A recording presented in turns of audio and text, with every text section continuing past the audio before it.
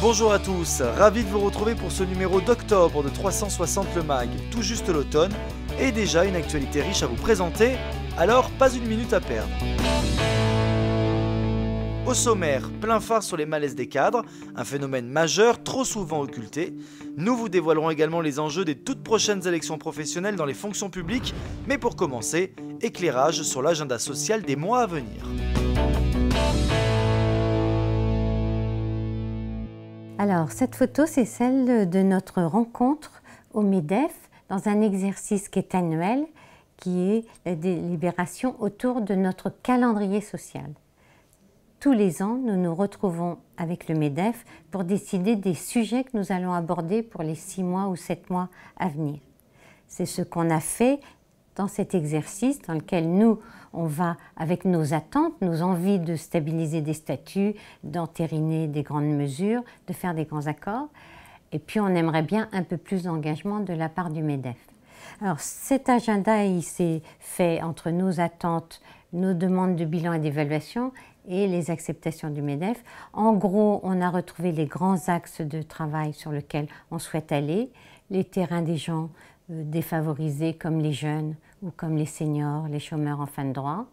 Tout ce qui concerne l'épargne salariale, le partage de la valeur ajoutée, la qualité de vie au travail, et puis la grosse négociation de la rentrée, bien entendu, qui sera la recherche de la modernisation du dialogue social.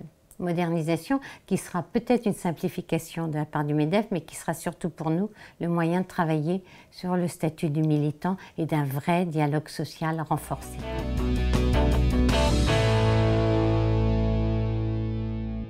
Le malaise des cadres fait partie de ces souffrances professionnelles que l'on cache. Par peur ou par honte, les cadres souffrent, mais en silence. Alors pour mieux comprendre ce phénomène, j'ai rendez-vous avec Denis Monneuse. Denis Monneuse est sociologue, il est également l'auteur de nombreux ouvrages sur le sujet.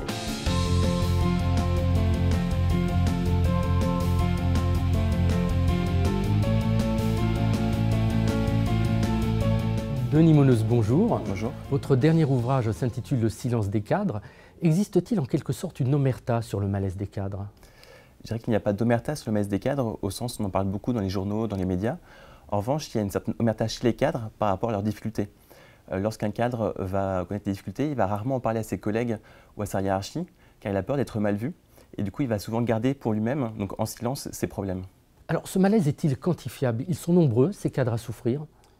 Il existe beaucoup de sondages sur ce sujet. Grosso modo, on peut dire qu'il y a 3 tiers. Il y a un tiers de cadres qui disent aller très bien au travail, un tiers qui sont en grande difficulté, et puis un tiers qui est un peu entre les deux, qui connaît des petits problèmes, des petits soucis, mais qui, grosso modo, fait avec. Quels sont les éléments déclencheurs de ce malaise? Alors, je dirais qu'il y a 3 grands types d'événements déclencheurs. Le premier, c'est la banalisation du statut de cadre, qui fait qu'aujourd'hui, tout le monde est cadre, et a un sentiment finalement de ne plus être à sa place. C'est-à-dire, on a des cadres qui ont peu de responsabilités, peu d'autonomie, et donc qui en fait ont le statut mais sans avoir le travail qui va avec. Ensuite, la deuxième cause, ça va être plus un sentiment d'injustice, au sens, beaucoup de cadres disent on nous en demande toujours plus sans avoir la contrepartie. Donc certains, par exemple, n'ont plus avoir un bureau individuel, mais vont devoir travailler en open space, et donc il y a un sentiment de régression qui existe. Puis le troisième point, c'est un mal-être plus personnel. Est-ce qu'on va retrouver chez des gens qui ont du mal à trouver un équilibre entre leur vie personnelle et leur vie professionnelle, ou dans les valeurs personnelles, en fait, ne se retrouvent pas au travail. Donc il y a une sorte de conflit de valeurs entre eux et puis ce qu'on leur demande de faire. Et à quoi reconnaît-on un cadre qui souffre? Il y a des symptômes? Alors les symptômes, en fait, ça va être tout d'abord la santé. Donc souvent, en fait, les gens qui ont des problèmes vont avoir des petits problèmes de santé qui, pour eux, leur paraissent bénins, mais qui, en fait, au fur et à mesure, vont être des signaux avertisseurs. Ensuite, il y a l'entourage familial et professionnel qui va pouvoir repérer quelqu'un qui s'intéresse seulement à son travail et qui montre moins d'enthousiasme pour autre chose, que ce soit pour les loisirs, pour prendre un café avec les collègues, pour passer du temps en famille, etc. Existe-t-il des solutions pour parer à ce malaise des cadres? Le dernier chapitre de mon livre s'appelle « Chouchoutons les cadres ».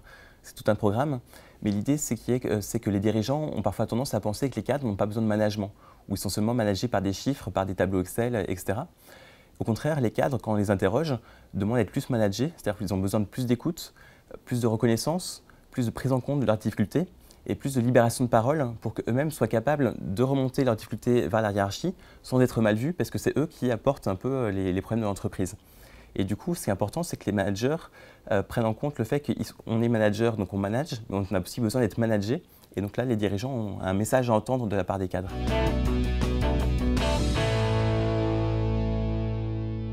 Il est temps de découvrir le chiffre du mois. Pour octobre, il s'agit du 1 comme la CFE-CGC, désigné syndicat influenceur le plus actif de la conférence sociale 2014.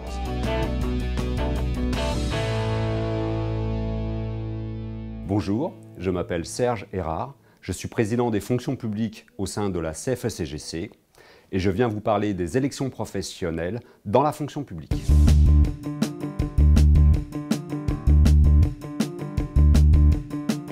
Pour la première fois, le 4 décembre 2014, les 5 millions de fonctionnaires, qu'ils soient de la fonction publique d'État, territoriale ou hospitalière, vont désigner l'ensemble de leurs délégués aux différentes commissions et comités qui leur permettront de les représenter aussi bien sur les évolutions statutaires que également les organisations du service.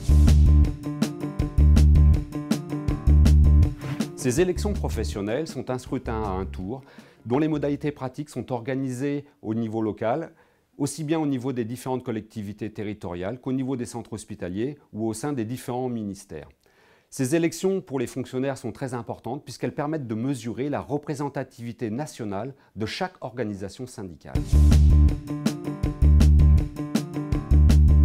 Pour les fonctions publiques CFE-CGC, les enjeux de ces élections professionnelles sont primordiaux. Pourquoi? Parce que nous représentons aujourd'hui une nouvelle dynamique dans le discours syndical sur lequel, avec des moyens différents, nous mettons en œuvre un certain nombre d'actions. Aujourd'hui, l'ensemble des fonctionnaires ont vu leur point d'indice gelé depuis 4 ans. Aucune action n'a été réalisée et ça correspond à la paupérisation des classes moyennes sur lequel nous luttons donc de manière intense, aussi bien au niveau des fonctions publiques CFE-CGC que d'une manière générale au sein de la CFE-CGC pour les classes moyennes. Voilà, 360 le MAC d'octobre, c'est fini. On se retrouve le mois prochain. D'ici là, prenez soin de vous. Salut!